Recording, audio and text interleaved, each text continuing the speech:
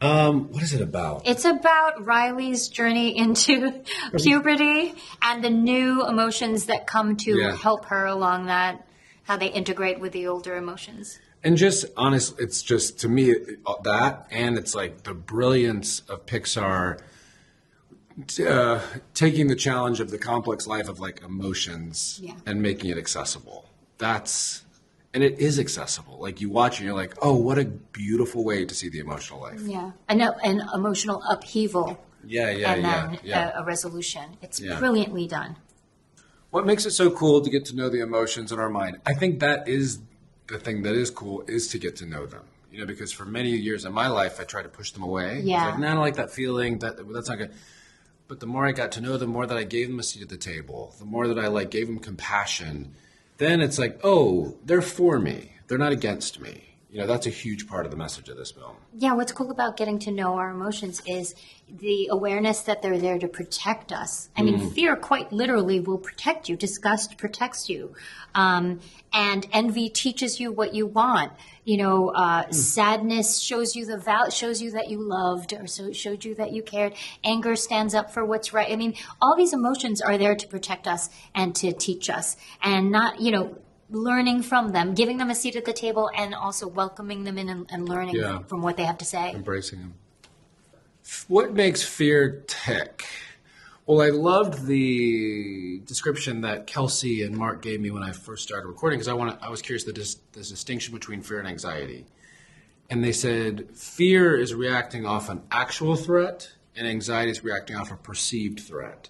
So it was like fear, obviously, when the sarcasm opens up and he freaks out, whereas anxiety lives in these scenarios and all that kind of stuff. And I was like, oh, I like that a lot. So, and it was just fun, like bringing literally the inside out. Like many times I want to react like fear. I want to do that, but I kind of keep it in. And to go in the voiceover booth and just like let loose, that's fun.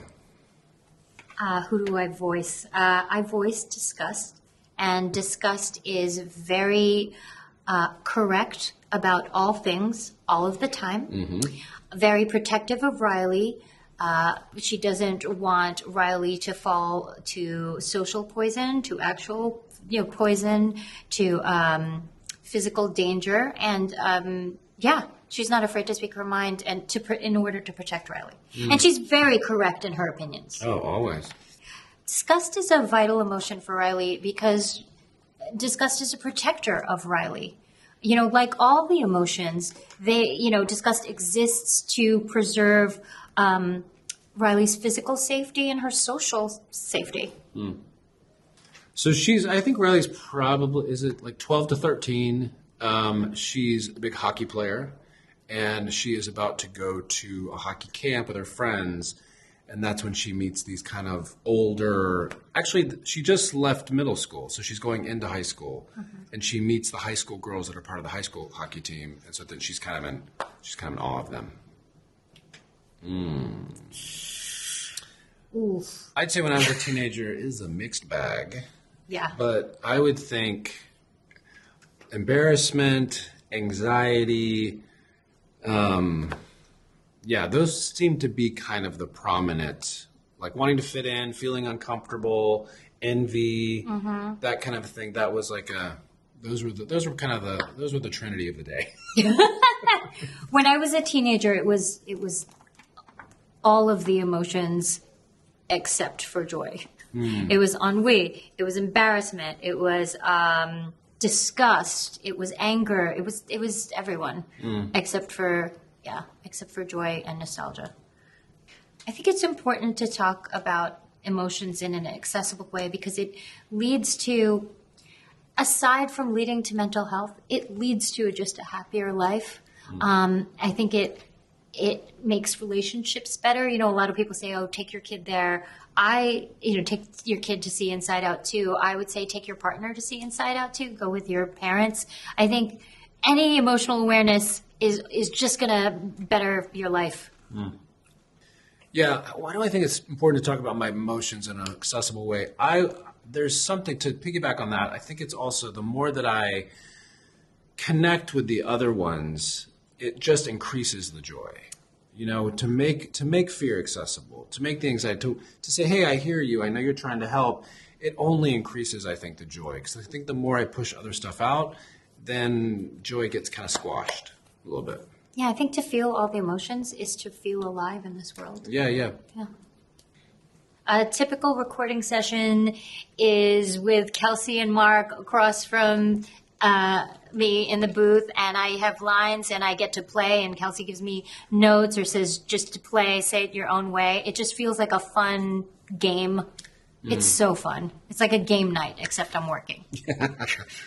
What's it like to be in the voiceover booth? It's an opportunity you just don't get in life. Like you don't get to act that crazy on a daily basis. I mean, I can go on the street and start screaming like fear, but like to give the permission just to like come up with ideas and play and what about this, and also to be directed by Kelsey, who's such an energy and so many ideas.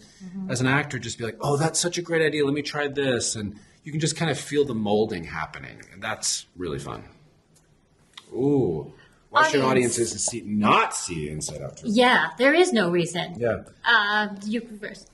Why should audiences see Inside Out 2? I really think, I just think I know I'm in this movie. I know it sounds like a pushing. I think it's a gift to the world. I think there's a gift to not only make young people feel seen in this really kind of chaotic time of the teenage years. It gives parents the opportunity to kind of understand what the kids are going through, but also whether you're a teenager or a parent, just in life, to be like, hey, let me give myself a little more of a break. Have a little more compassion on myself, and to see that in a funny, creative way.